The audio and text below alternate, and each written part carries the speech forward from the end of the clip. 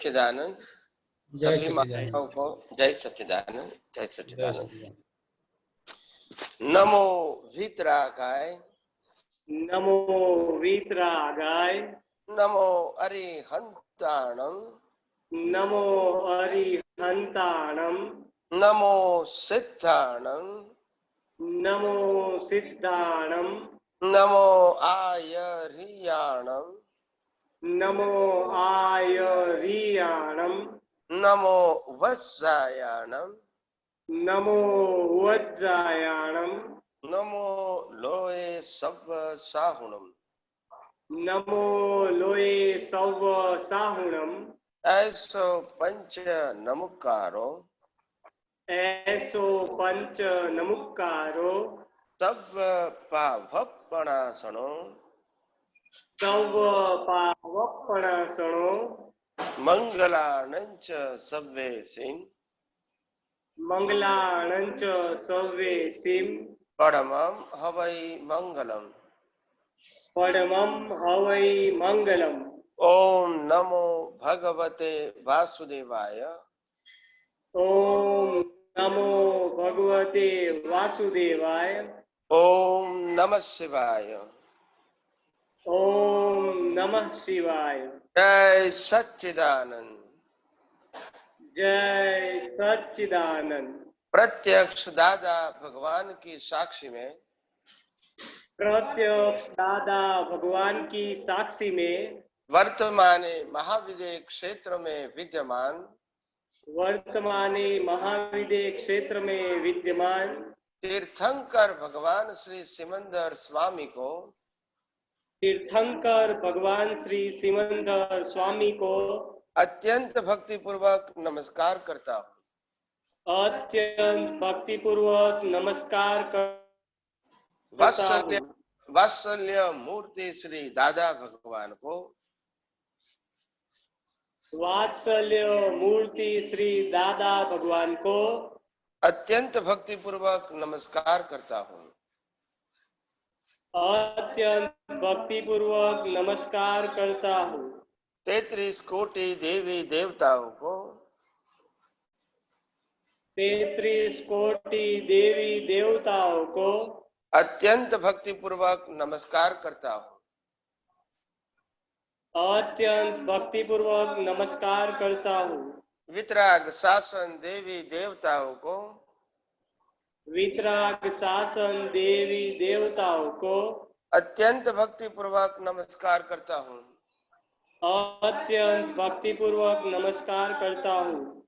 निष्पक्षपाती शासन देवी देवताओं को, निष्पक्षपाती शासन देवी देवताओं को अत्यंत भक्ति पूर्वक नमस्कार करता हूँ। अत्यंत भक्ति पूर्वक नमस्कार करता हूँ। इस क्षेत्र के रक्षक देवी देवताओं को, इस क्षेत्र के रक्षक देवी देवताओं को अत्यंत भक्ति पूर्वक नमस्कार करता हूँ। अत्यंत भक्ति पूर्वक नमस्कार करता हूँ। इस ब्रह्मांड के सभी जीवों के रियल स्वरूप को, इस ब्रह्मांड के सभी जीवों के रियल स्वरूप को अत्यंत भक्ति पूर्वक नमस्कार करता हूँ।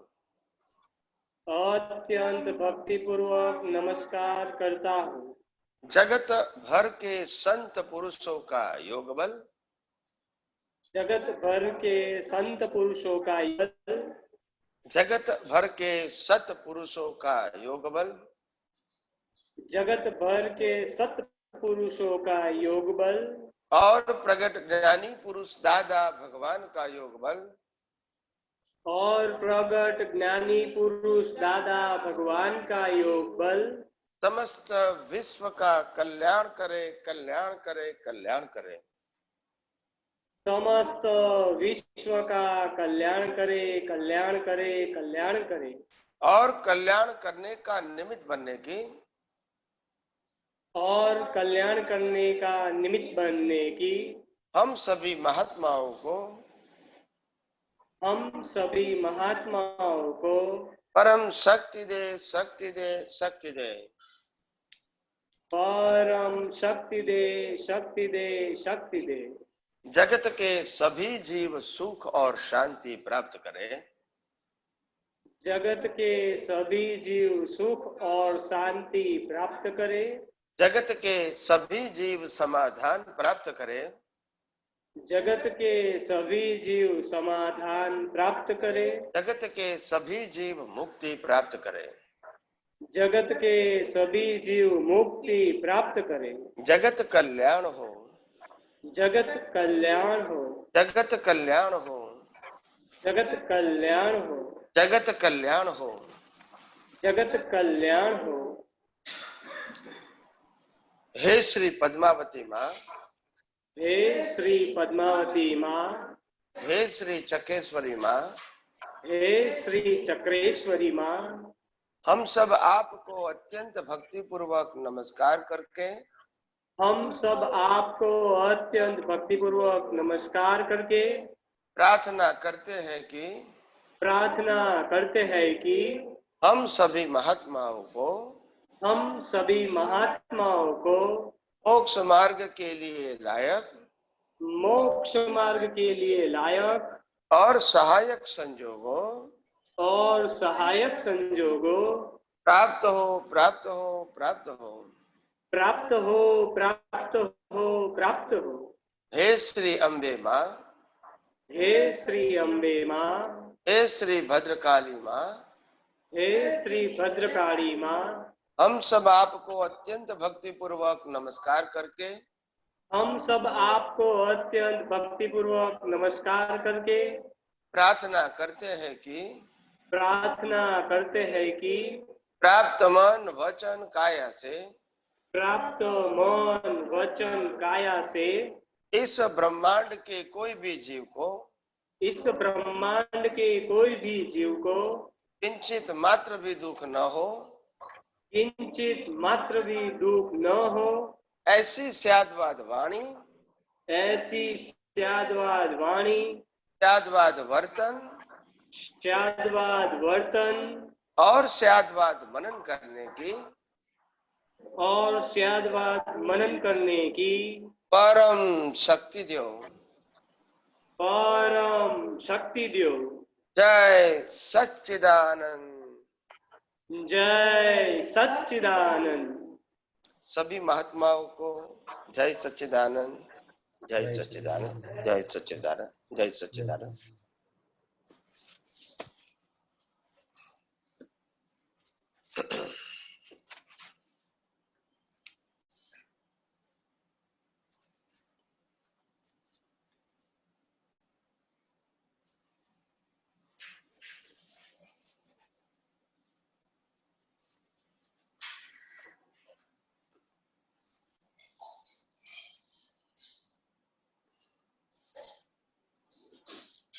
हमारी जो सबकी जो भावना है कि कैसे भी करके हमको अज्ञान को मिटाना है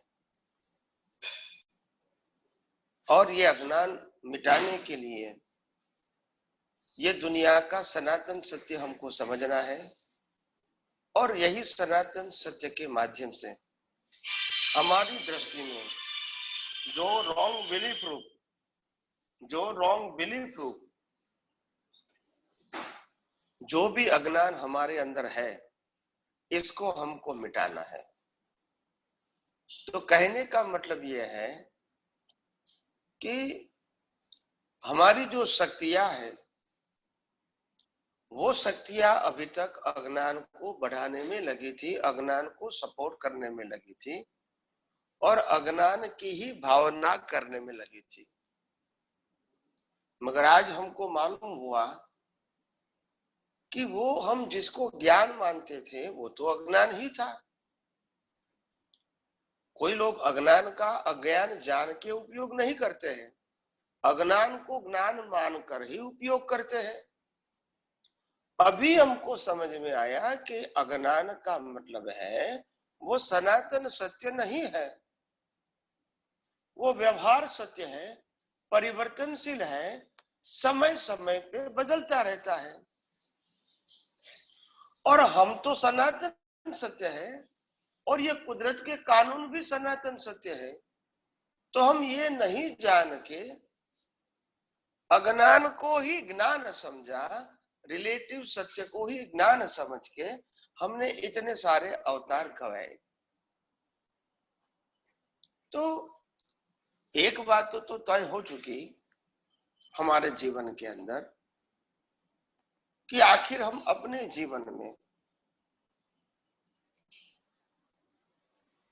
जो चीज की वैल्यू नहीं करनी चाहिए थी उसी की ही हम वैल्यू कर बैठे, और इसीलिए उसी के अंदर फंस गए, राग द्वेष करके, क्रोध मान माया लोभ करके, और भीख और भय से उसी प्रकार के हम कर्म बनाते रहे और जन्म मरण के चक्कर में घूमते रहे। मगर जब हमको मालूम हुआ कि आखिर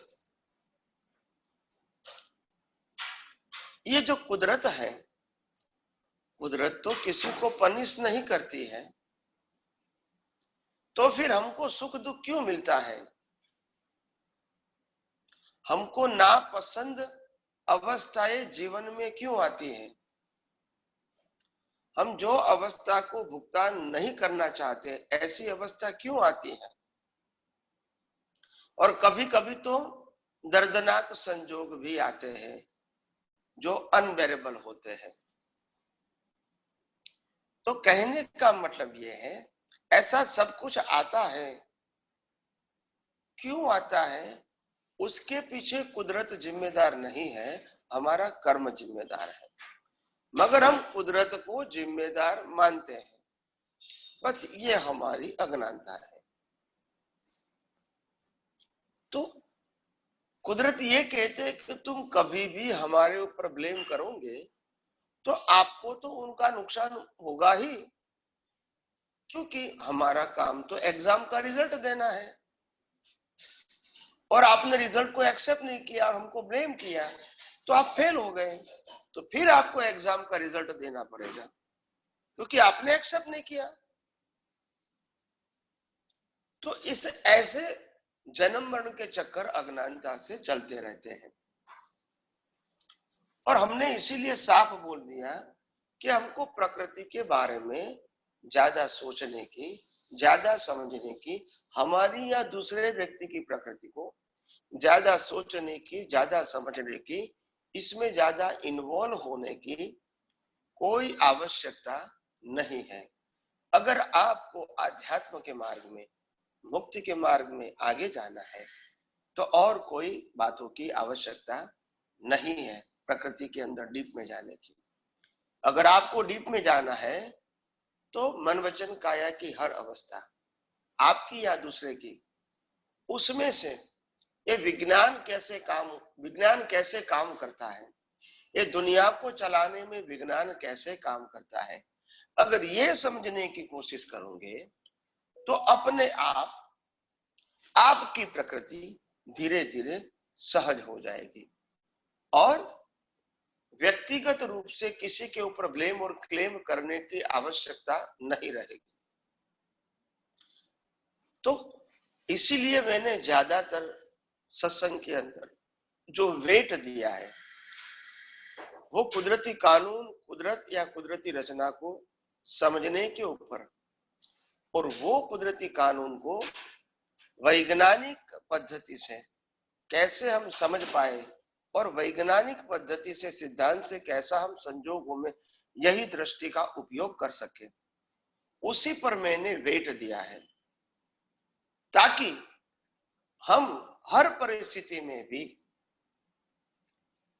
प्रकृति के साथ न जुड़ जाए और प्रकृति के माध्यम से हम परेशान भी नहीं हुए। तो इसीलिए ये साइंस हमको समझना बहुत आवश्यक है। और दूसरी बात, हमारे जीवन के अंदर बहुत सारी चीजें ऐसी होती है कि जो हमको आगे बढ़ने में सहायक नहीं होती है, मगर क्योंकि हमारे अभिप्राय के कारण हम ऐसी छोटी छोटी बातों में उलझ जाते हैं और अपनी शक्तियां गवा देते हैं। तो मैं कहता हूं, ऐसी छोटी छोटी बातों में भले प्रकृति अपना काम करती रहे, मगर हमको प्रतिष्ठित आत्मा के रूप में उससे जुड़ने की जरूरत नहीं है, उससे मुक्त होने की जरूरत है। तो आइए हम सब यही आध्यात्म विज्ञान को और गहराइयों से समझने की कोशिश करें। अपने प्रश्नों का समाधान प्राप्त करके हम खुद ही हम प्रकृति को, हमारे पुरुषार्थ को और आगे ले जाएं और हमारी प्रगति को सुनिश्चित करें। जय सच्चिदानंद। जय सच्चिदानंद जी। जय सच्चिदानंद। स्वामी जी, मेरा क्वेश्चन ना कल शाम को जो सत्संग हुआ था उसी पे है, जो आपने बताया ना, नदी का प्रवाह जैसे हमारा जीवन है। तो वो सिंपली हमारे इस अध्यात्म जीवन में, इस जीवन में किस तरह से फिट बैठती है, वो थोड़ा सा समझाना कि कृपा करें। नदी की तरह जीवन है हमारा मन वचन काया का, और पुरुषार्थ करने वाला है प्रतिष्ठित आत्मा। हाँ जी। तो वो तो जीवन तो बहता रहेगा। हाँ जी। आप जागोगे या सोओगे, श्वास तो चलता रहेगा, जीवन कटता रहेगा, आपके पास कोई चॉइस नहीं है। हाँ जी। जैसे पानी बढ़ता रहता है, उनके पास चॉइस नहीं है रुकना। हाँ जी। मगर आपके पास चॉइस है, प्रतिष्ठित आत्मा के पास पुरुषार्थ करने का, हाँ कि जी। बहते हुए पानी को बहते हुए कुदरती रचना के रूप में देखे या पुरुषार्थ के रूप में देखे, वो आपके पास चॉइस है। हाँ जी। समझ में आया कि नहीं आया? हाँ जी। पर ये यहाँ से समझ में नहीं आया स्वामी जी। आपने बोला कि जो नदी है वो अंत में समुद्र में जाके अपना अस्तित्व विलीन कर देती है, परंतु पानी के रूप में तो उसका अस्तित्व रहेगा, और फिर वो फिर समुद्र में से भाप बनेगी, भाप बन के फिर वो पानी के रूप में बरसेगी, फिर नदी का रूप ले लेगी। तो ये मुझे इसमें हमारे जीवन में तो एक बार ये प्रतिष्ठित आत्मा विलय हो गया, फिर तो कोई कुछ बचेगा नहीं। मतलब हम फिर से दोबारा जैसे पानी के तरह से नहीं बहेंगे, ऐसा कुछ समझने में। देखो, पानी जो है नदी का, वो अवस्था के रूप में है। क्या बताया? अवस्था के रूप में है पानी, तत्व के रूप में नहीं है। हाँ जी। और इसीलिए ये पानी को बहना, समंदर में जुड़ना, फिर उसकी भाप बनना, फिर बारिश आना, फिर नदी में बहना, ये कंटिन्यूअस प्रोसेस है, क्योंकि अवस्था है। हाँ जी। जैसे हम भी अपना जीवन कर्म बांध के नया जीवन लेते हैं, और ये जीवन भी समाप्त हो जाता है, फिर नए कर्म बनेंगे, फिर नया जन्म लेंगे, फिर इसको जला दिया जाएगा, फिर नया कर्म बनेगा, फिर नया जन्म लेगा। तो वो तो चलता रहेगा, बॉडी तो खत्म हो जाएगी, जन्म मरण खत्म नहीं होगा आपका। हाँ जी। जन्म मरण खत्म, क्योंकि वो अवस्था है। हाँ जी। मगर अगर तत्व को पहचाना है तो तत्व अवस्था नहीं है, हाँ जी। तो तत्व को जन्म मरण नहीं होता है।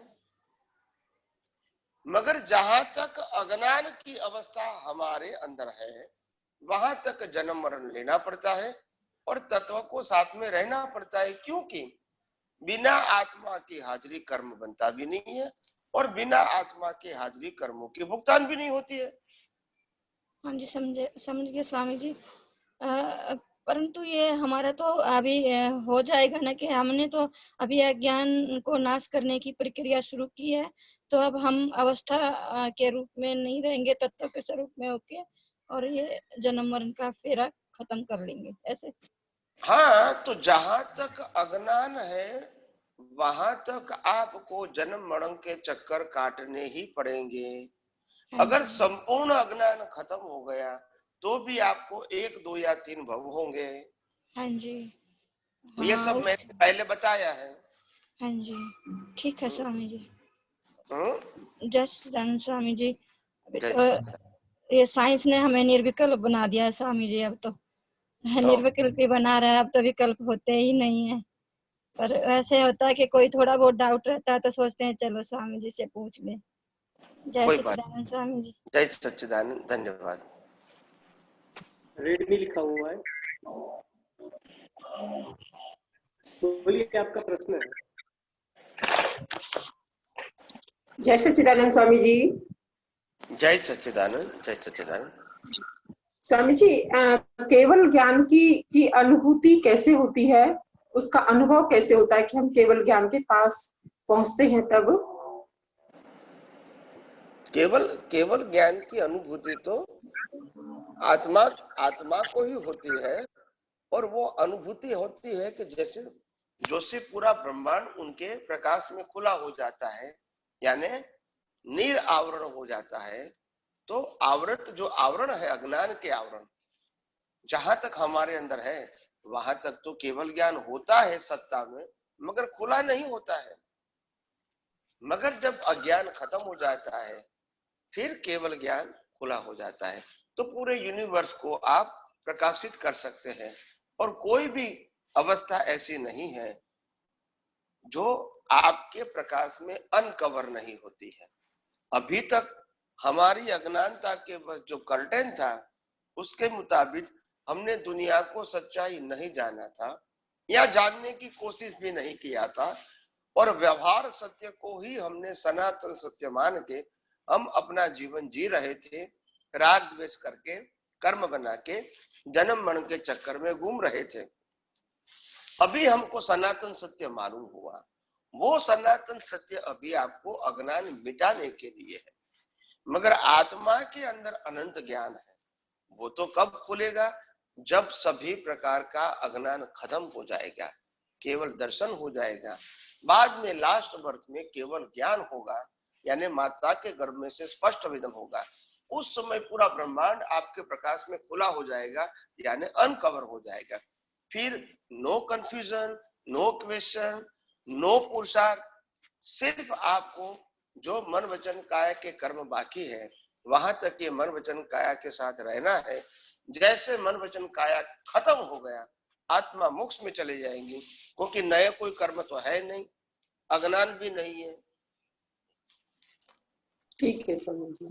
स्वामी जी, माना जैसे हमको अब कैसे अनुभव हो कि हम केवल ज्ञान के कितने नजदीक हैं? जैसे आप उस दिन बता रहे थे कि मैं नजदीक हूँ, तो हम हमारा स्टैंडर्ड कहाँ है और हमें कितना मना करना है उसके लिए, उसका केवल ज्ञान से कितना नजदीक है वो जानने की जरूरत नहीं है, केवल दर्शन से कितना नजदीक है। यानी हम अपना अज्ञान कैसे कितना मिटा सकते हैं, उससे हमारी जो दूरी है केवल दर्शन से वो कम होती है। ज्ञान मिटने से, हाँ, अज्ञान मिटने से हमारी जो दूरियां है केवल दर्शन की, वो दूरियां धीरे धीरे कम होती है, और हम डेवलप होके आगे बढ़ते हैं। और जब सभी अज्ञान निकल जाएगा, उसी को कहते हैं केवल दर्शन। बाद में केवल ज्ञान का भी तो ऑटो मोड है, ऑटो मोड है वो तो। हाँ, उसका रिजल्ट भी ऑटो मोड है। तो उनके लिए ज्यादा सोचने की जरूरत नहीं है, केवल दर्शन तक ही हमको सोचने की या पुरुषार्थ करने की आवश्यकता है। स्वामी जी, हमारा अज्ञान किस मतलब हमें कैसे आंकलन करें कि हमारा अज्ञान मिट गया या मिट रहा है? अज्ञान मिट गया है या मिट रहा है वो कैसे मालूम होगा? जब आपको अवस्था के अंदर मोह नहीं रहेगा, जब अवस्था के अंदर आपको मालिकी भाव, कर्ता भाव नहीं रहेगा, तब आपको मालूम होगा कि मेरा अज्ञान कट रहा है। स्वामी जी, आपने जो अभी बताया कि माना मेरा मन वचन काया और दूसरे का मन वचन काया पर और पराधीन है, तो इसमें जो लाइव प्रतिष्ठित आत्मा है वो तन्मयकार माना कैसे नहीं, वो संयोग आते हैं तो वो दिखते हैं, उनमें हम क्रिया भी होती है, प्रतिक्रिया भी होती है, लेकिन लाइव प्रतिष्ठित आत्मा वहां जुड़े नहीं, इसका कैसे हमें समझ पड़े? लाइव प्रतिष्ठित आत्मा नहीं जुड़ता है, उसका प्रमाण क्या है कि वो अगर प्रकृति से ही निर्लेप या असंग रहता है तो फिर उनको प्रकृति की कोई इफेक्ट पुरुषार्थ के भाग में नहीं होती है, क्योंकि कोई अटैचमेंट ही नहीं है, तो इफेक्ट कैसे होगी? मैं स्वामी जी ये कह रही हूँ कि अभी मानो कोई संयोग आया प्रकृति में, फाइल नंबर 2 के साथ 3, 4 या कोई भी प्रकृति में संयोग आया और वहां से क्रिया आती है, तो हमारी भी कुछ प्रतिक्रिया भी होती है। फिर वहां लाई प्रतिष्ठित आत्मा का क्या रोल रहता है कि वो तन्मयकार ना हो? देखो, क्रिया और प्रतिक्रिया जो होती है वो परिणाम के भाग में होती है। हाँ, जिसको हम मन वचन काया से ही देख सकते हैं, अनुभव कर सकते हैं, ये सब कुदरती रचना है। और पुरुषार्थ का भाग है वो दिखता नहीं है, वो हमारा अनुभव प्रयोग है, वो हमारी दृष्टि है, वहां हमारी जागृति है। तो जागृति अगर प्रकृति की अवस्था के साथ जुड़ जाएगी तो वो जागृति डिस्टर्ब हो जाएगी आपकी। अगर जागृति रहेगी तो वो स्थिरता प्राप्त करेगी। तो स्वामी जी उसमें जागृति तो रहती है कि ये मेरा कोई कर्म का फोर्स मेरे सामने आया है, जागृति तो वहां रहती है। तो बस जागृति तक ही मेरा रोल है, प्रतिष्ठित आत्मा का रोल है? नहीं, जागृति तक का नहीं। मेरा कहने का मतलब ये है कि ये जो मन वचन काया जो कर्मों की भुगतान का साधन है, अगर हमने उस अवस्था में उसको कर्मों की भुगतान का साधन माना और कुदरती रचना माना, तो फिर प्रतिष्ठित आत्मा में कोई प्रोसेस होना संभव ही नहीं है ना। मतलब प्रतिष्ठित आत्मा में ऑटोमेटिक ही प्रोसेस होना संभव नहीं है, क्योंकि जब कोई आपका अटैचमेंट नहीं है तो कैसे होगा? अटैचमेंट नहीं है। हाँ, जैसे अगर आप देखते हैं कि आपकी सोसाइटी है और सोसाइटी में कोई व्यक्ति का स्वभाव ऐसा है जो बार बार एक दूसरे के साथ हस्बैंड वाइफ झगड़ा करते हैं, तो आपने एक दिन सुबह चाय नाश्ता करके आप घर के बाहर निकले तो हस्बैंड वाइफ दोनों झगड़ रहे थे, मगर आपको मालूम है कि दोनों का स्वभाव है और कई सालों से है, तो वो अवस्था का असर आपको नहीं होगा क्योंकि आपने बाईपास कर दिया। उन दोनों को तो होगा, आपको नहीं होगा। मगर अगर आप अटैच हो गए तो आपको भी होगा। आप समझे ना? तो अटैच होने का मतलब इफेक्ट को झेलना, अटैच नहीं होने का मतलब इफेक्ट से मुक्त रहना। उस क्रिया में हमको इफेक्ट आया है तो हमें लगेगा कि हम तन्मयकार हुए हैं। हाँ, प्रकृति को तो इफेक्ट आएगी, हमको नहीं आनी चाहिए। अच्छा, हाँ, प्रकृति तो कुदरती कानून के मुताबिक ही चलेगी और प्रकृति का रोल तो कर्मों की भुगतान के लिए ही है, तो इसको आना न आना सब्जेक्ट नहीं है। प्रतिष्ठित आत्मा जो कुदरती रचना नहीं चलाता है, जहां हमारी पवित्रता है, उसमें नहीं होना चाहिए। मतलब हमारी बिलीफ में नहीं होना चाहिए। हाँ, बिलीफ कहो, दृष्टि कहो, पुरुषार्थ कहो, उपयोग कहो, उसमें नहीं होना चाहिए। डिटैच होना चाहिए हम वहां से। हाँ, ठीक है स्वामी जी, जय सच्चिदानंद। स्वामी जी मेरी एक सहेली बैठी है, आपसे जय सच्चिदानंद करेंगी। जय सच्चिदानंद, जय सच्चिदानंद। धन्यवाद, धन्यवाद। चंद्रकांत भाई। स्वामी जी जय सच्चिदानंद। जय सच्चिदानंद। हाँ स्वामी जी, मेरा प्रश्न ये था, कहाँ से बोल रहे हैं? पुणे से बात करो स्वामी जी। ओके ओके, बोलिए। मेरा प्रश्न स्वामी जी ये था कि जब हम लोग अकेले रहते हैं तो जागृति या दृष्टि है पूरी बनी रहती है, पर जब संयोग आते हैं तो संयोग में दृष्टि कभी कभी नहीं रहती है, पर संयोग जाने के बाद फिर से दृष्टि आती है। तो ये ठीक है स्वामी जी कि क्या आपका कहना है इसके बारे में? नहीं, कोई बात नहीं, ऐसा हो सकता है। कभी दृष्टि या जागृति अवस्था में रहती भी है, कभी बाद में आती है, कोई बात नहीं, हमारी थोड़ी कमजोरी है या कमी है, मगर आप ट्रैक पर है, बाद में भी आती है। मीन्स आपके पास अवेयरनेस तो है, ज्ञान तो है, मगर ज्ञान समय आपको हाजिर नहीं रहा ऑन द स्पॉट, कितना फर्क है।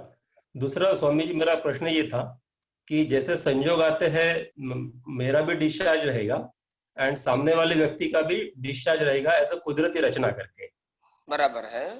तो उतने मोमेंट के लिए है, अभी किसी के लिए समझो क्रोध होता है, किसी के लिए मोह होता है, तो दोनों का ही डिस्चार्ज पार्ट है, यही हमें दृष्टि में रखना है। भले ही रहता नहीं पर बाद में वो दृष्टि में ही वैसा ही रहेगा ना स्वामी जी, क्योंकि कर्मों का भुगतान तो होना ही है दोनों का।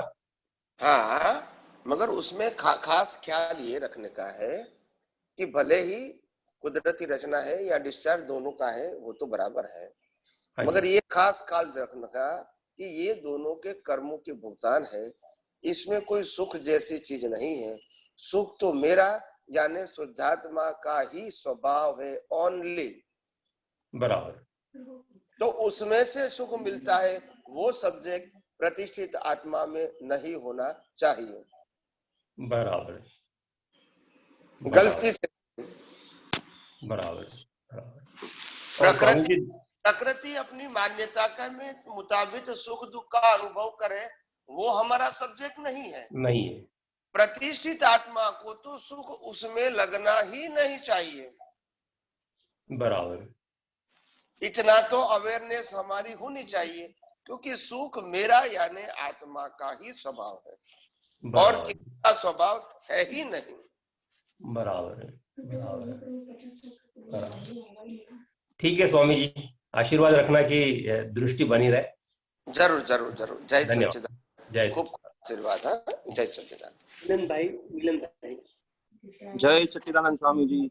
जय सच्चिदानंद, जय सच्चिदानंद। स्वामी जी, आप बताते हैं कि आध्यात्म मार्ग में आशीर्वाद और कृपा की कोई जगह मतलब स्पेस नहीं होती है, वो बात तो बुद्धि ने भी एक्सेप्ट कर ली, आत्मा भी स्वीकारता है, लेकिन आपके परम आदरणीय और आत्मीय जो कविराज थे और हमारे भी, तो उनके ऊपर तो दादा की काफी कृपा बरसी थी, तो ये कंफ्यूजन होता है स्वामी जी।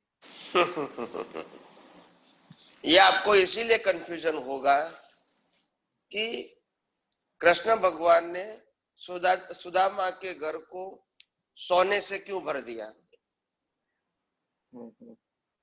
यही कंफ्यूजन है ना आपको। हाँ हाँ हाँ। या तो नरसिंह मेहता की हुंडी क्यों स्वीकार कर लिया, ये भी कंफ्यूजन है। हाँ हाँ। तो ये सब कुदरती रचना है, ये कर्मों का फल होता है, एक दूसरे का हिसाब होता है, कोई व्यक्ति नहीं कर सकती है, न देने वाला कर सकता है न लेने वाला कर सकता है, संजोग से होता है, मगर लोग संजोग को अलग अलग नाम देते हैं।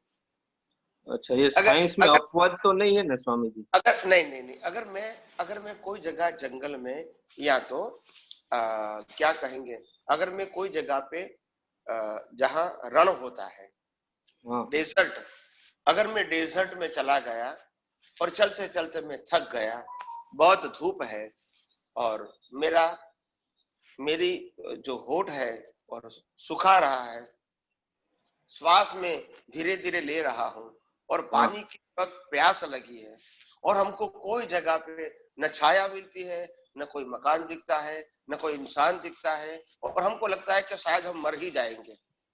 जी।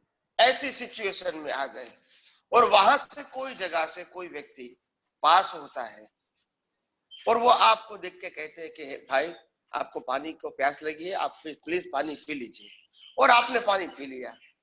फिर कोई आपको कहेंगे कि भाई आप इतने जंगल में से रण में से आए तो आपको कोई दिक्कत नहीं हुई?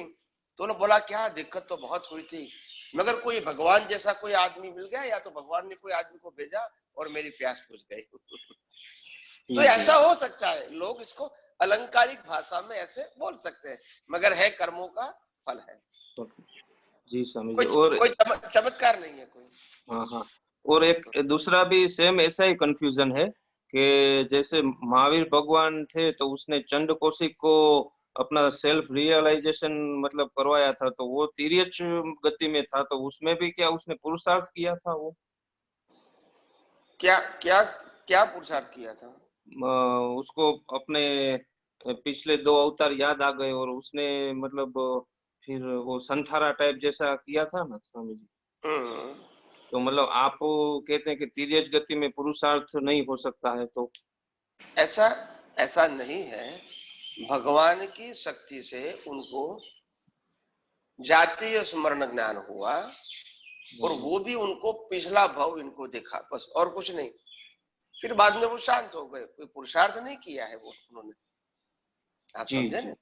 मगर भगवान की शक्ति से उनको जातीय स्मरण ज्ञान हुआ, उनको पिछला भाव दिखा कि आखिर में क्या था और अभी क्या हूं। बाद में उसको मालूम हुआ कि तो मैं जैन का बड़ा आचार्य था, चंड कौशिक नाम के आचार्य थे, और क्रोध के वश मेरी मृत्यु हुई तो मैं ये साप बन गया। तो ये जान के फिर बाद में वो शांत हो गया, आप समझे ना। तो ऐसी कहानी, मगर वो पुरुषार्थ नहीं था, वो भगवान का और उनका एक संयोग था। क्या था? संयोग। हाँ, उसको कोई ज्ञान की प्राप्ति हो गई, बाद में पुरुषार्थ हो गया, बाद में सम्यक ज्ञान हो गया, ऐसा नहीं है। नहीं है ना। हाँ। हो सकता है कई सिद्धिवान पुरुषों के माध्यम से नैमित्तिक रूप से किसी को थोड़े समय के लिए कोई शक्ति प्राप्त हो जाती है, थोड़े समय के लिए, बाद में चली जाती है, मगर ये कर्मों का खेल है। क्या है? हाँ, कर्मों का खेल है। हाँ, उसका मतलब ये नहीं कि उनका पूरा जीवन बदल गया। जैसे आपको, हम सबको मालूम है कि हमारे जो महान पुरुषों में से एक स्वामी विवेकानंद, जी हाँ, उनको अपने गुरु रामकृष्ण परमहंस, तो एक बार उनको उनके सानिध्य में, वो इतिहास में लिखा है, किताबों में लिखा है कि उनको शक्तिपात करवाया तो 3 दिन तक उसको ध्यान नहीं गया था। हाँ। तो ये गुरु और शिष्य का एक प्रकार का कर्म का फल है, मगर वो अवस्था फिर ज्यादा टिकती नहीं है। फल का मतलब रिजल्ट आ गया, परिणाम। हाँ बराबर, हाँ, क्लियर हो गया साहब। जय सच्चिदानंद। जय सच्चिदानंद, जय सच्चिदानंद। आप पादरा से गुलमा भगवान क्या हो गया? कौन है? पादरा से जय सच्चिदानंद स्वामी जी। जय सच्चिदानंद, जय सच्चिदानंद। तो हमारा प्रश्न ये है कि अभी विश्व लेवल पर दादा भगवान का धर्म खूब चल रहा है, और अभी यहाँ दादा भगवान का जो धर्म चल रहा है उसके अंदर प्योरिटी होनी चाहिए, और उसी के लिए एक सेंटेंस है कि પોતાના દોષો ઢાંકીને જે પુણ્યશ્રી બને છે તે મોટા ગુનેગાર છે।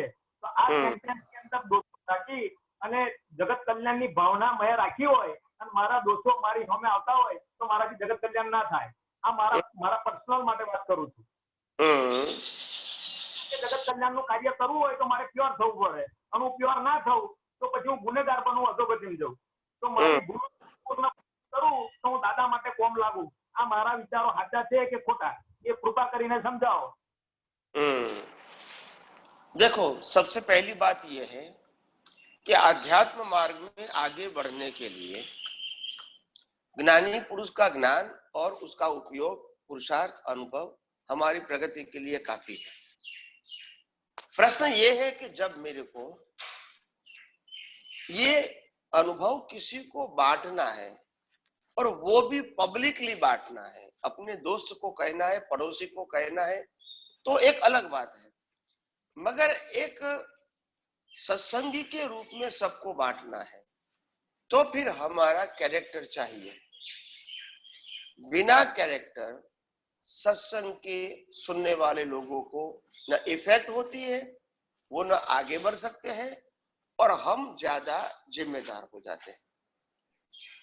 तो इसीलिए अगर हमारा कैरेक्टर नहीं है तो फिर भी हम आध्यात्म के मार्ग में तो आगे बढ़ सकते हैं, और अपने इर्द गिर्द मित्रों को, पड़ोसी को, परिवार को बोल भी सकते हैं। मगर ऑफिशियली सत्संग करने के लिए अनुभव के साथ, अनुभव ज्ञान के साथ कैरेक्टर होना कंपलसरी है। विदाउट कैरेक्टर अगर आप ज्ञान की बात करोगे तो दुनिया आपको एक्सेप्ट नहीं करेंगी। दूसरी बात, इफेक्ट भी नहीं होगी।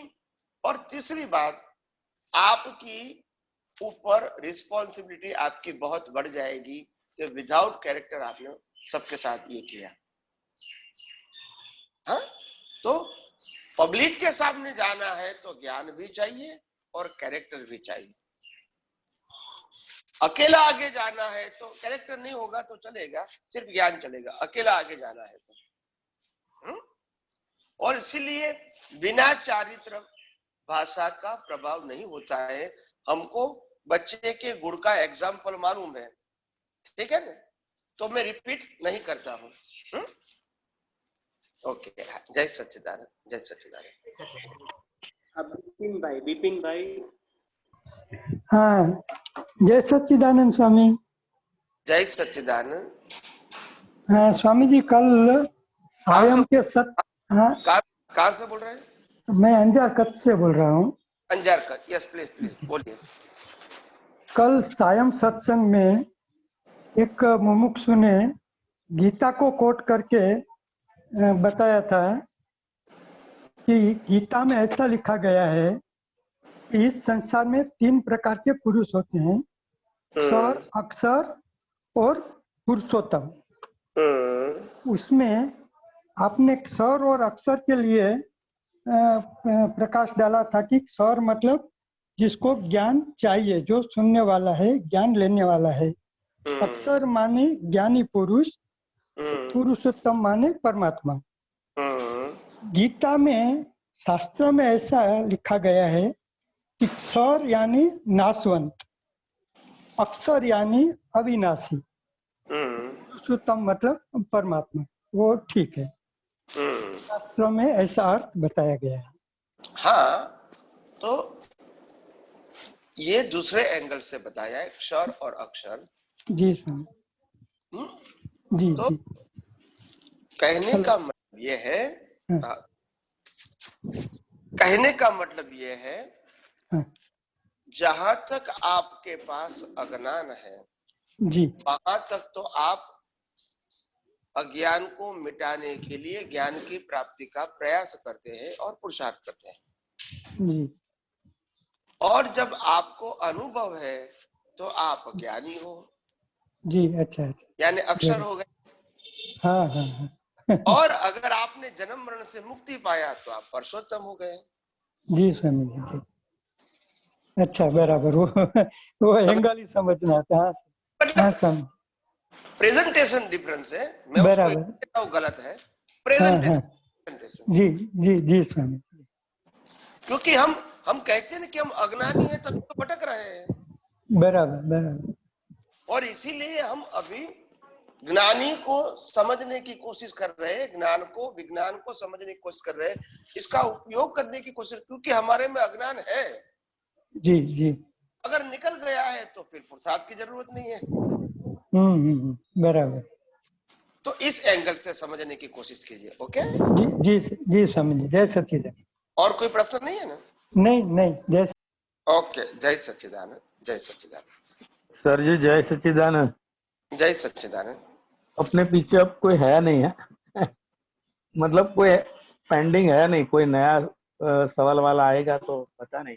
Okay okay. हाँ, कल दोपहर के बाद जो आप किसी ने पूछा था ना, बंद आयुष्य का कर्म में आधे में बंद होता है, तो उसके बारे में आप जरा बताइए। क्योंकि ये जो आपका पूरा प्रोसीजर है वो कहीं ना कहीं जरूरत है, जैसे कर्म, फिर आत्मा का ओपन होना, फिर केवल ज्ञान होना, वो सिस्टमैटिक पूरा लिंक बैठ रहा है शुरू से एंड तक। लेकिन ये बंद की जरूरत क्या, कहाँ पर है, वो एक टेक्निकल में कहीं मेल नहीं पाता है। बंद का मतलब कौन से बंद की बात करते हो? तो आयुष्य कर्म का बंद आपने एक बार समझाया था ना, कि मानो अगर आपका 80 साल का है तो एक बंद 40 के बाद होता है, फिर दूसरा 40 बचा तो उसके बाद, वो टेक्निकल कहाँ काम में लगता है, वो कुछ समझ में नहीं आता। वो टेक्निकल का मतलब मैं समझाऊं, अगर कोई व्यक्ति मनुष्य के भव के अंदर कर्म चार्ज करते हैं तो कुदरत का कानून ऐसा है कि वो व्यक्ति का भविष्य या तो नेक्स्ट बर्थ की पहली डिजाइन वो 2/3 आयुष्य खत्म होने से पहली बार होता है उनको। जैसे कोई व्यक्ति का आयुष्य अगर 60 साल का है तो 40 साल में उसकी नेक्स्ट बर्थ की पहली फिल्म आती है कि कैसी उसकी नेक्स्ट बर्थ उनका आएगा। अभी 20 साल बाकी हुए, उसमें से अगर 2/3 खत्म हुए यानी अप्रोक्सीमेटली 6×18 यानी 6×12 13 साल खत्म हो गए, तो फिर नेक्स्ट रिवाइज उनका रीबर्थ का पिक्चर आएगा। उसके बाद जो 6 साल बचे हैं उसमें से 4 साल खत्म हो जाएंगे तो और एक नया रिवाइज वाला पिक्चर नेक्स्ट लाइफ का बनेगा। उसमें से अगर 2 साल बाकी है तो 2 साल में 24 आवर्स 24 महीना होता है, 12 × 24। तो उसमें से अगर आपका 18 महीना खत्म हुआ तो फिर आपका 5th अपग्रेड होगा आपका नेक्स्ट बर्थ का। ऐसे करते करते करते लास्ट आवर में और उसके बाद लास्ट आवर के भी थोड़े समय के अंदर ये आपका फाइनल पिक्चर हो जाता है at the time you are death. तो ये प्रक्रिया है, प्रक्रिया समझते हैं ना? हाँ हाँ हाँ। तो इसीलिए जो बंध को आप मिटा नहीं सकोगे तो केवल ज्ञानी बोल सकते हैं, तीर्थंकर बोल सकते हैं कि ये बंद हो गया है तो आपका इस प्रकार का भव होगा। आप समझे ना? जिसमें करेक्शन होने की संभावना है वो नहीं बताएगा। वो कह सकते हैं कि भाई ऐसा कर्म किया है आपने, हो सकता है आप करेक्शन भी कर सकते हैं। तो वर्तमान परिस्थितियों के आधार से वो बताते हैं। फिर आपने करेक्शन कर दिया तो अवस्था चेंज भी हो सकती है, मगर कोई भी केवल ज्ञानी भी होगा तो वर्तमान में आपके कर्म क्या है उसका ही फ्यूचर या रिजल्ट बताते हैं जी। तो ये 2/3 की जो मेथड है वो साइंटिफिक मेथड है, उसी से फोरकास्ट होता है योर नेक्स्ट बर्थ। समझ गया। यानी कुदरत आपको मौका देती है, अभी भी आप करेक्शन करना चाहते हैं तो कर सकते हैं जी। तो उसको टेक्निकल इस तरह अपने अप्लाई कर सकते हैं क्योंकि अपने को पूरा आयुष्य तो मालूम है नहीं कहाँ तक का है, कब बंद पड़ा, तो मतलब टोटल जो लॉस होता है ऐसा कुछ है नहीं। मानो जैसे आधे तक अपने कर्म किए कि भाई इतने टाइम ये योनि में जाना है, लेकिन लास्ट का अपना सोच के बंद अच्छा वाला पड़ गया, मतलब वो डिलीट तो होगा नहीं, मतलब कर्म भोगतने का बारी आगे पीछे हो सकता है। उतना ही समझे ना इसके बारे में? उतना भी समझे। और दूसरी बात ये भी हुए कि आपने जो कुछ कर्म चार्ज किए हैं पहले, वो आप क्षमा मांग के माइल्ड भी कर सकते हैं या तो छोटे मोटे कर्मों को आप इरेज भी कर सकते हैं अगर आपके पास ज्ञान है तो बराबर है। उसको एक थोड़ा टेक्निकल, आपको मेरा शौक मालूम है कि ये आदमी क्या सोचता है और उसको कहाँ पर ज्यादा फोकस है, तो उसको एक तरह से ऐसे समझ सकते हैं जैसे कोई आदमी मर गया तो जैसे अपने में लोक वाहिका है कि यहाँ से जीव गया तो ये योनि में गया, यहाँ से जीव गया तो ये योनि में गया, तो दिखने वाले को पुराना पेंडिंग जो बंद पड़ा था वो खराब था, तो देखने वाले को ऐसा लगेगा कि साला इतना अच्छा आदमी, इतना धर्म धुरंधर आदमी का ये योनि में जाएगा, लेकिन उनका परिणति लास्ट में बंद पड़ने के बाद अच्छा था, तो जो अच्छा वाला प्रोग्रेस है वो बाद में आएगा, ऐसा हो सकता है ना? नहीं, देखो आम इंसान जो देखते हैं वो क्रिया को देखते हैं, भाव को नहीं देखते। वो बराबर है। और कर्म भाव से बनते हैं, क्रिया से नहीं बनते। वो भी पता है। तो इसीलिए लोगों ने क्या सोचा है वो एक व्यवहार दृष्टांत के लिए समझता हूँ, पूरा टेक्निकल जब समझते हैं तो दोनों बातें ध्यान में रखते। दिखने वाले को ऐसा लगता है लेकिन एक्चुअली ऐसा होता नहीं है। मैं दोनों बात क्लियर कर। तो इसीलिए कहा ना कि जैसा जिनका भाव होगा, ऐसे मैंने कहा था ना कि अच्छे व्यक्ति के, अच्छी क्रिया करने वाले व्यक्ति के बुरे भाव भी हो सकते हैं, और खराब क्रिया करने वाले के अच्छे भाव भी हो सकते हैं, वो डिपेंड है।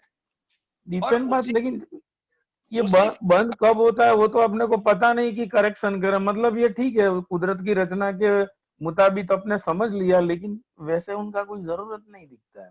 हाँ, तो इसीलिए मैंने कहा ठीक है। कि हम नहीं जानते हैं, या तो हमको मतलब इसको नहीं जानना है तो अलग बात होती है, मगर ज्ञानी पुरुष को तो सब कुछ जानना पड़ेगा कुदरती कानून के हाँ, मुताबिक। वो बात एक कोई भी टेक्निकल प्रश्न पूरा, करे तो हमारे पास उत्तर होना चाहिए, किसी को चाहिए नहीं चाहिए वो इंडिविजुअल बात है ना, वो बात सही है। मतलब ये लॉकडाउन में मैं पूरा रिसर्च कर करके, आपको पता है मेरे को मोक्ष का चिंता नहीं है क्योंकि उसका पूरा सिस्टम समझ लिया, लेकिन ये आदमी फंसता कहाँ से कहाँ एंड तक है, वही एक सोचने की बहुत तमन्ना है कि ये क्या गेम है।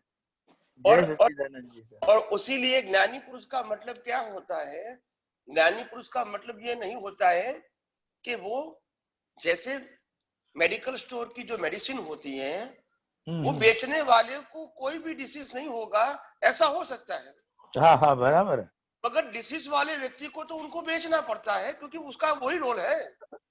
आपको आप मेडिकल स्टोर है, लेकिन हमको क्या चाहिए वो हमको दे। नहीं, इसलिए मेरे को तो रखना पड़ता है ना, आपको तो आपके अलावा जाएंगे कहाँ, आपको हर माल रखना पड़ेगा।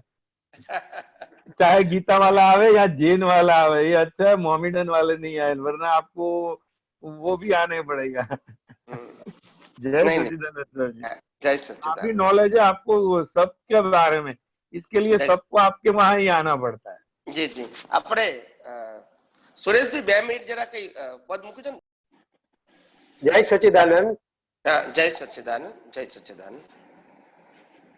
आपका बंद हो गया, म्यूट हो गया। हाँ जी, जय सच्चिदानंद स्वामी जी। जय सच्चिदानंद, बोलिए। मेरा प्रश्न ये है कि मैंने सत्संग में सुना कि इच्छाएं अंतराय उत्पन्न करती है। जब इच्छा को निर्मूल करने के बारे में एक आर्टिकल पढ़ा तो उसमें ये बात प्रस्तुत की गई थी कि परवस्तु और वस्तु को भुगतने की इच्छाओं का अभाव करने के लिए वस्तु का स्वरूप और वस्तु का स्वतंत्र परिणाम, वस्तु का स्वरूप और वस्तु का स्वतंत्र परिणाम लक्ष्यगत करना चाहिए। स्वामी जी, मुझे ये वाक्य को आपके शब्दों में उदाहरण सहित समझाइए। ये वाक्य कहाँ का है? वो एक धार्मिक पुस्तक में लिखा हुआ है। और वस्तु का मीनिंग क्या किया है उन्होंने? वस्तु का मीनिंग कोई भी जिसका आपको इच्छाएं होती है वो पुद्गल के बारे में किया है। नहीं, आपका सेंटेंस पूरा बोल दीजिए, पूरा रिपीट करिए। ये पर वस्तु को भुगतने की इच्छाओं का अभाव करने के लिए, पर वस्तु भुगतान करने की अभाव करने के लिए, जी हाँ, वस्तु का स्वरूप और वस्तु का स्वतंत्र परिणाम लक्ष्यगत करना चाहिए। यानी वो प्राप्त लक्ष्यगत करना चाहिए बताता है। जी हाँ। तो यहाँ वस्तु का मतलब है आत्मा और पर वस्तु का मतलब है संसार। जी हाँ।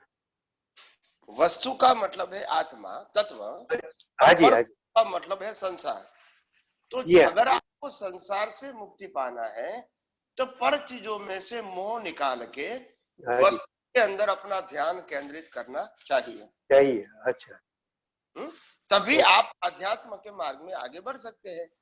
क्योंकि इच्छा का मतलब मैंने विस्तार से सत्संग में बताया था। जी। इच्छा ही प्रगट अग्नि है और इच्छा ही हमारा भिखारीपन है, जिसके आधार से हमको वो इच्छा पूर्ति तक हमको घूमना पड़ता है। जी। और जब हम निरीक्षक हो जाते हैं, उसका मतलब ये नहीं कि निरीक्षक हो गए तो हमारा जीवन नहीं चलेगा। जीवन तो कानून के मुताबिक और पिछले अवतार के कर्म के मुताबिक चलता चलने वाला है। मगर इच्छा का मतलब होता है इसके बिना मेरे को नहीं चलेगा।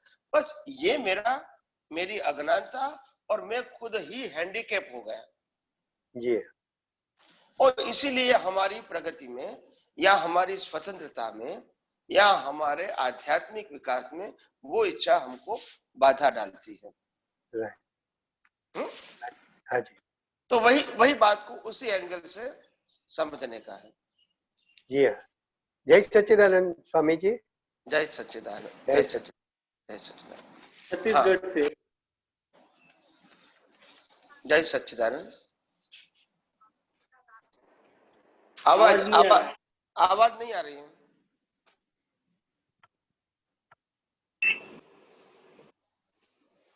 जय सच्चिदानंद स्वामी जी। हाँ, जय सच्चिदानंद।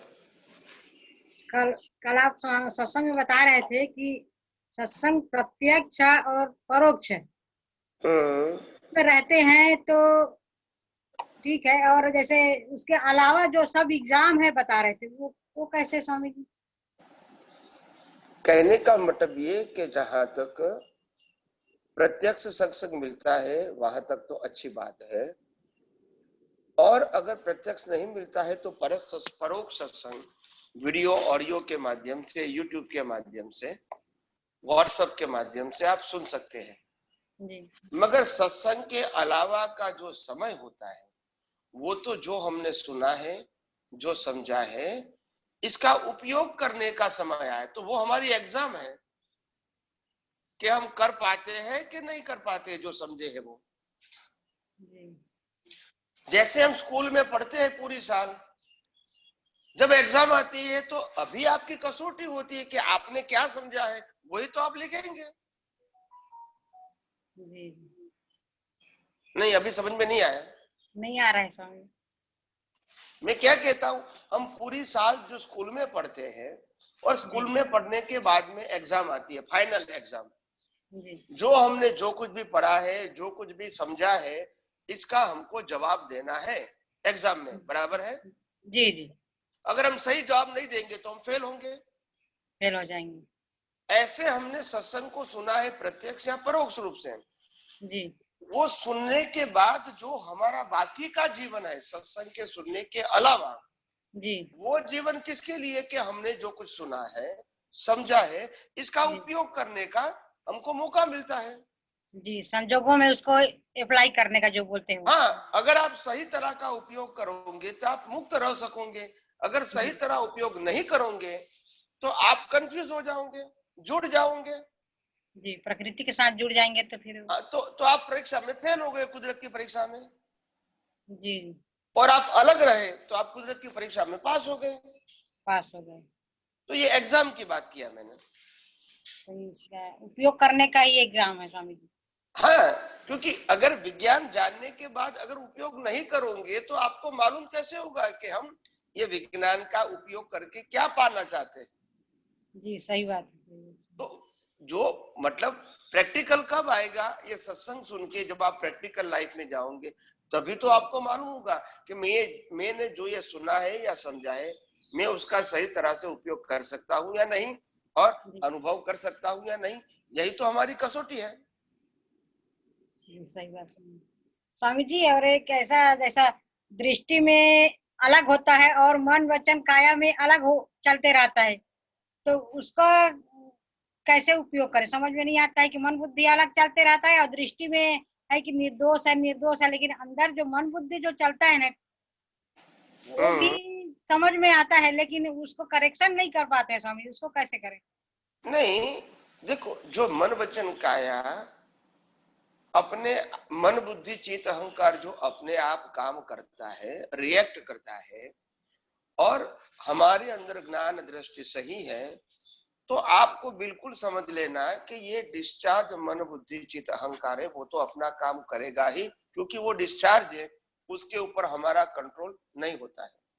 अच्छा, तो वो होके ही रहेगा, डिस्चार्ज है लेके आए हैं तो वो होगा ही स्वामी। डिस्चार्ज का मतलब है परिणाम लेकर ही आएंगे, तो लपेटा हुआ है तो निकलेगा ही। मगर हमको ये विज्ञान से उनकी इफेक्ट से मुक्त रहना है। हाँ, मुक्तता तो लगती है और दृष्टि में भी मतलब उपयोग होता है उसका कि ये निर्दोष है, दोषित नहीं है, जो कर्मों का हिसाब है वही हो रहा है, ऐसा भी होता है और दोनों ये भी होता है, तो वो मैं कंफ्यूज हो जाती हूँ फिर। कोई बात नहीं, जरूर कंफ्यूज होने की जरूरत नहीं है। हाँ, तो वो होते रहेगा, चलते रहेगा मन बुद्धि चित्त का, और ये भी होगा तो ठीक है ना स्वामी जी। परिणाम वाला भाग तो अपना परिणाम दिखा के ही रहेगा। जी हमारा पुरुषार्थ वाला भाग इतना पक्का होना चाहिए कि परिणाम वाले भाग को हम 100% कुदरती रचना के रूप में ही समझें, ताकि उनकी असर हमारे पुरुषार्थ में नहीं होगा। जी स्वामी जी, बहुत फोर्स रहता है स्वामी जी, मन बुद्धि जो होता है ना, उसका भी फोर्स बहुत होता है। उस और समय जो दृष्टि का रहता है वो भी बराबर चलते रहता है, दृष्टि का है। मैंने कहा उस समय आपको विज्ञान का अगर भारी संयोग होता है तो उस समय आपको विज्ञान का उपयोग ज्यादा करना पड़ेगा। जी स्वामी, क्योंकि उसका भी फोर्स है, तो सामने हमारा उपयोग का भी फोर्स होना चाहिए, तभी वो नलिफाई हो जाएगा, यानी वो डिस्चार्ज हो जाएगा और हम इफेक्ट लेस रहेंगे। वो धीरे धीरे इफेक्ट उसका कम होगा कि वैसे ही स्टैंड में जो लेके आए वही रहेगा स्वामी? धीरे धीरे कम होगा, धीरे धीरे कम होगा, मगर जहां तक वो शून्य नहीं होता है वहां तक हमको विज्ञान का उपयोग करते रहना है दृष्टि से।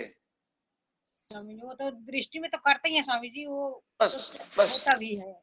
बस तो सवाल नहीं। जय सच्चिदानंद।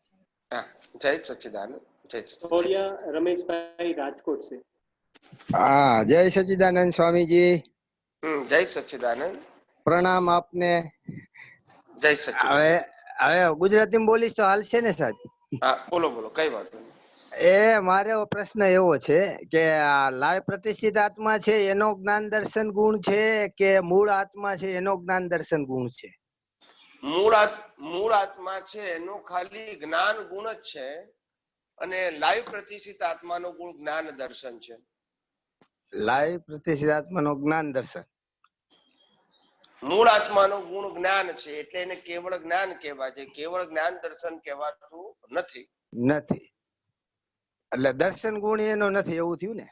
હા, અત્યારે આત્માનો દર્શન ગુણ ખરો, જ્યાં સુધી પ્રકૃતિ છે ત્યાં સુધી બરાબર। પણ એનો સ્વાભાવિક ગુણ તો જ્ઞાન ગુણ છે। કયો ગુણ છે? જ્ઞાન ગુણ, મૂળ। હા, કારણ કે પ્રકૃતિ ના હોય પછી અનંત દર્શન, અનંત સુખ, અનંત શક્તિની જરૂર નથી। બરાબર, હા બરાબર, ક્લિયર થઈ ગયું સાહેબ। ओके। जय सच्चिदानंद, जय सच्चिदानंद। और कोई नए महात्मा है? नहीं तो ये 3 महात्मा को रिपीट करना है। हाँ, कोई बात नहीं। अंजू बेन फरीदाबाद से।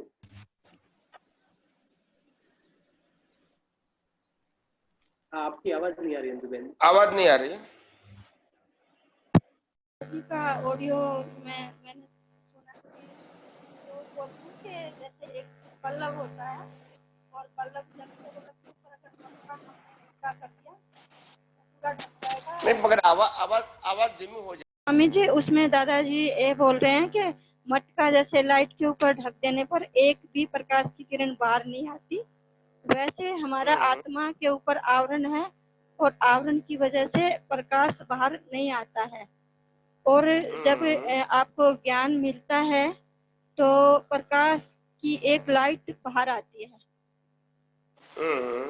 और जैसे जैसे फिर वो आवरण हटते जाते हैं तो वो आत्मा का प्रकाश बाहर आता है, और एक दिन वो मटका पूरा टूट जाएगा और पूरा प्रकाश बाहर आ जाएगा। तो स्वामी जी, ये जो ग्रेजुअली हो रहा है, ये ना पार्शली हो रहा है जो ये तो स्वामी जी आत्मा का ज्ञान नहीं हो सकता ना? ये अभी जैसे हमें समझा है आपके माध्यम से, तो उससे पहले तो हम भी यही समझते थे कि वो आत्मा का प्रकाश धीरे धीरे बाहर आ रहा है, और उसका हमको वो अनुभव भी ऐसे हो रहा है कि बाहर आ रहा है, ऐसे करके ही समझते थे। पर अभी जो आपके माध्यम से ये समझ में आ रहा है कि ये जो प्रकाश की बात कर रहे हैं वो ज्ञान, इस ज्ञान के अप्लाई से अज्ञान जो हमारा कम हो रहा है तो उससे हमारा ये दर्शन बढ़ रहा है, और वो आत्मा का ज्ञान बाहर नहीं आ रहा है।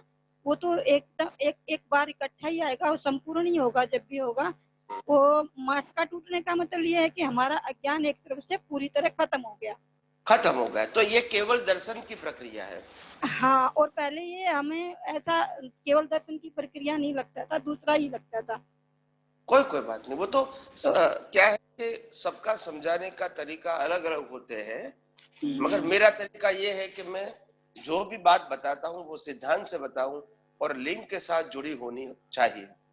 हाँ स्वामी जी, ये परफेक्ट फिट भी होती है, क्योंकि एक तरफ अज्ञान खत्म होगा तो फिर अज्ञान पूरा नहीं होगा, वो तो केवल ज्ञान स्वरूप आत्मा है, और वो तो जब अज्ञान खत्म होगा एक तरफ तो ज्ञान संपूर्ण होगा। जी जी जी। हाँ जी स्वामी जी, ये समझ में आ गया स्वामी जी। और एक रूम के अंदर प्रकाश वाला जो है कि वो बोलते हैं कि भाई कितनी देर लगती है, जब घोर अंधेरा है एक रूम में और हमने लाइट का बटन ऑन किया तो एकदम से ही रोशनी हो जाती है।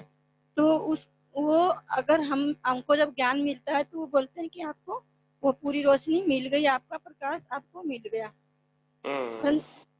परंतु स्वामी जी उससे तो वो तो क्या हुआ स्वामी जी, वो तो हमें बेसिक चीज मिली, अभी तो हमको पुरुषार्थ करना बाकी रहेगा। तो उसमें हमारी जो रॉन्ग बिलीफ है वो हमें एक एक करके खत्म करते जाएंगे। यही हुआ ना स्वामी जी, सही समझ रहे हैं ना? जी जी जी जी, यही धीरे धीरे अज्ञान खत्म हो जाएगा विज्ञान का उपयोग करते करते। एग्जाम्पल जो होते हैं ना एकदम अप्रोप्रिएट होते हैं, जो स्वामी जी आपने कल बताया कि ये जैसे मैकेनिज्म होता है कर्म का, उसके आधार से सभी प्रकृति वर्क करती हैं। जैसे पावर तो एक ही है लाइट का, पर एसी में डालते हैं तो वो ठंडी देती है और हीटर में वही लाइट गर्मी देती है। तो हमको ये ना इतना फिट हुआ कि अब जो भी प्रकृति दिखती है तो लगता है ये कर्म का पावर से ये प्रकृति वर्क कर रही है, और इसमें कोई गलत और सही कुछ है ही नहीं। ऐसे समझ में निरंतर रहता है कि कर्म की पावर से ये डगला घूम रहा है, फिर रहा है, बोल रहा है, चल रहा है, ये कर्म की पावर से चल रहा है। कर्म की पावर है और कुछ भी नहीं है। कोई मतलब आपने जो बताया ना, एक मशीन छीलती है और एक काटती है, तो उसमें किस मशीन को गलत और किसी मशीन को ठीक नहीं बोल सकते। तो वो ऐसे ही हमारी सबकी एक एक प्रकृति अलग अलग पावर की मैकेनिज्म से है, और जैसे जैसे पावर वो मैकेनिज्म कर्म का है वैसे वैसे वर्क कर रही है। तो इसमें हमें एकदम फिट हो गया स्वामी जी कि बिल्कुल भी हमारे को किसी को दोषी क्या निर्दोष क्या कुछ भी नहीं, सब इक्वल हो गया। ऐसे दृष्टि में आज तो बिल्कुल एकदम फिट हो गया और पूरा वर्क भी एकदम कर रहा है सुबह से। यानी आज तो आपकी बहुत कृपा हुई है हमारे पे, ये एकदम ये सब कुछ अलग ही प्रतीत हो रहा है, महसूस हो रहा है। बहुत अच्छा, बहुत ऐसे अच्छा। के बस बहुत काम करते हैं एकदम, हमारा तो कल्याण हो गया स्वामी जी, कल्याण कर दिया आपने, आपका बहुत बहुत धन्यवाद स्वामी जी। जय सच्चिदानंद। करोड़ों वंदन स्वामी जी। जय सच्चिदानंद। हाँ बोलिए। हाँ, गीता बहन चौहान।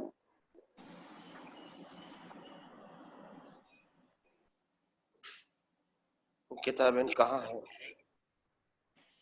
वीडियो ऑफ है, आप बोलिए, कोई बात नहीं। गीता बहन आपका ऑडियो चालू है।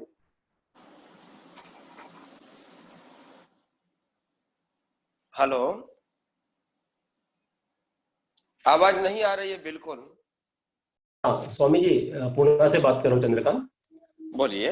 हाँ, मेरा प्रश्न ये था कि जैसे डार्विन्स की थ्योरी के मुताबिक निगोस से लेके मनुष्य जन्म तक का नेचुरल प्रोसेस से हम लोग आ रहे हैं, और फिर मनुष्य जन्म से मोक्ष का हमारा जो जर्नी है एक प्रकार से अशुद्ध दर्शन से लेके शुद्ध दर्शन और केवल दर्शन, ये प्रकार से हो रहा है, सब मुझे मेरी समझ में जो आया है। बट मैं ये प्रोसेस में पूछना चाहता हूँ कि जैसे अभी हम लोग रिफाइन हो रहे हैं हर एक बर्थ में, हर एक बर्थ में हमारा डेवलपमेंट रिटर्न रहता होगा ना? कैरी फॉरवर्ड होता है। तो मेरा स्वामी जी प्रश्न ये था कि जैसे हम लोग तीर्थंकर के बारे में सुने हैं कि केवल ज्ञान, केवल दर्शन में जाके भी वो नरक गति में जाके इसमें गए हैं। तो ये कैसा, मतलब मेरा समझ में नहीं आ रहा है, मतलब वैज्ञानिक एंगल से ये कैसा पॉसिबल होगा कि एक डेवलपमेंट करते करते शुद्धता की तरफ आप जा रहे हैं और आपको केवल ज्ञान के दर्शन के स्टेज में आपको फिर से नरक योनि में जाना पड़ रहा, वो थोड़ा सा मेरे समझ में नहीं आ रहा। देखो, जब आप केवल दर्शन की प्रक्रिया के अंदर आगे बढ़ रहे हैं, हाँ, उस समय अभी आपका केवल अज्ञान खत्म नहीं हुआ है, मगर आप प्रोसेस में हैं। हाँ, और उस प्रोसेस के समय कभी भी आप कोई भी गति के कर्म चार्ज करने की क्षमता आपके पास है। बराबर। और हाई लेवल की व्यक्ति जो होती है, टॉप लेवल की व्यक्ति जो होती है, उनका ईगो भी इतना पावरफुल होता है, इसका ज्ञान दर्शन भी इतना पावरफुल होता है। तो जो कर्म बांधने की जो स्ट्रेंथ होती है, वो हाई ईगो होने के कारण हाई लेवल के कर्म चार्ज हो जाते हैं। पॉजिटिव या नेगेटिव दोनों की बात करते हैं। देवलोक में भी जा सकते हैं, नरक लोक में भी जा सकते हैं। तो इसी प्रकार से उनका कर्म चार्ज हो गया। अभी और भी वो आगे बढ़ रहा है आध्यात्म के मार्ग में, और धीरे धीरे करके उन्होंने केवल दर्शन प्राप्त कर लिया, यानी अज्ञान को खत्म कर दिया। ओके। मगर जो कर्म चार्ज हुआ है, इसको तो भुगतान करना ही पड़ेगा। ओके, ओके, वो रिमूव नहीं होता है। रामकृष्ण महावीर को भी कर्म की भुगतान करनी पड़ती है लास्ट बर्थ में। Okay, okay. तो माने स्वामी जी, ये जो हमारे कार्मिक अकाउंट जो है, वो खाली लास्ट बर्थ का नहीं होता है, वो कितने बर्थ तक का रहता है? 8 बर्थ तक का मैंने सुना है, तो बराबर है स्वामी जी?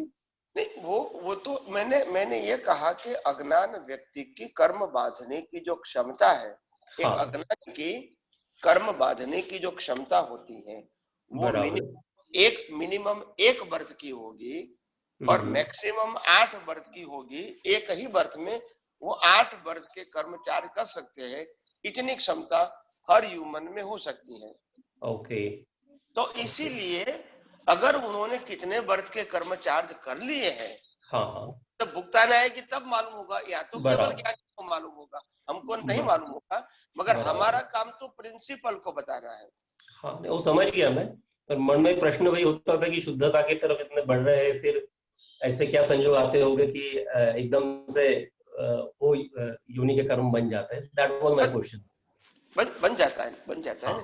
बड़े लोगों के, बड़े हाई लेवल के लोग भी अगर गलती करेंगे तो बड़ी ही करेंगे, छोटी नहीं करेंगे। बराबर। और छोटे लोग जो गलती करेंगे वो छोटी ही करेंगे, बहुत बड़ी नहीं होती है। वही घूमते रहेंगे। बराबर स्वामी जी। ओके, जय सच्चिदानंद स्वामी जी, बहुत बढ़िया। जय सच्चिदानंद, धन्यवाद। यस, और अभी और कोई है नहीं? किसी को लास्ट क्वेश्चन करना है तो? हाँ, सूरत से सूरत से नरेश भाई स्वामी जी। हाँ, बोलिए। कोटि वंदन स्वामी जी। जय सच्चिदानंद।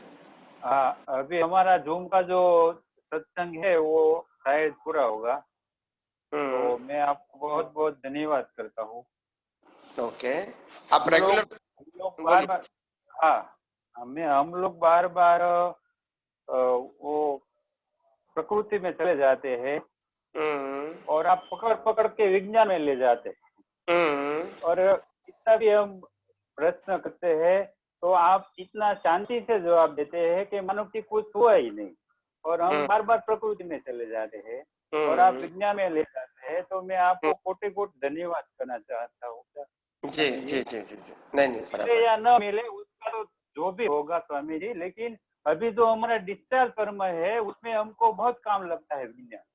बहुत अच्छा। और बाद में तो जो होगा वो होगा, लेकिन अभी जो हम हुक्म में रह सकते हैं तो बहुत बढ़िया है। बहुत अच्छा। जो फाइल, हाँ, ऐसी फाइल हम लेके आते हैं, चिकनी फाइल जो उपयोग में नहीं रहते तो और ज्यादा कर्म बन जाते हैं ना। बड़ा गैर समझ हो जाता है। जी। कोटि वंदन, धन्यवाद। जय सच्चिदानंद। बस अभी कोई है नहीं ना? अभी तो कोई है नहीं स्वामी जी। ओके, प्रार्थना कर लेते हैं। हे अंतर्यामी परमात्मा, आप हरेक जीव के अंदर विराजमान है। वैसे मुझ में भी विराजमान है, वैसे मुझ में भी विराजमान है। आपका स्वरूप, आपका स्वरूप वही मेरा स्वरूप है। वो ही मेरा स्वरूप है। मेरा स्वरूप, मेरा स्वरूप शुद्धात्मा है। शुद्धात्मा है। हे शुद्धात्मा भगवान, हे शुद्धात्मा भगवान, मैं आपको अभेद भाव से, मैं आपको अभेद भाव से अत्यंत भक्ति पूर्वक नमस्कार करता हूँ। अत्यंत भक्ति पूर्वक नमस्कार करता हूँ। अज्ञानता के वश, अज्ञानता के वश, अजागृति के वश, अजागृति के वश मैंने जो जो दोष किए हैं, मैंने जो जो दोष किए हैं, वो सभी दोषों को, वो सभी दोषों को आपके समक्ष, आपके समक्ष जाहिर करता हूँ। जाहिर करता हूँ। उनके लिए, उनके लिए हृदय से क्षमा याचना चाहता हूँ। क्षमा याचना चाहता हूँ। हे प्रभु, हे प्रभु, मुझे क्षमा करे, क्षमा करे, क्षमा करे। मुझे क्षमा करे, क्षमा करे, क्षमा करे। और बार बार ऐसी गलतियां न करूं, और बार बार ऐसी गलतियां न करूं। ऐसी आप मुझे शक्ति प्रदान करें। ऐसी आप मुझे शक्ति प्रदान करें। हे शुद्धात्मा भगवान, हे शुद्धात्मा भगवान, आप ऐसी कृपा करें कि, आप ऐसी कृपा करें कि हम में से भेदभाव निकल जाए, हम में से भेदभाव निकल जाए और अभेद स्वरूप प्राप्त हो। और अभेद स्वरूप प्राप्त हो। आप और हम अभेद भाव से तन्मयाकार रहे। तन्मयाकार रहे। जय सच्चिदानंद, जय सच्चिदानंद, जय सच्चिदानंद।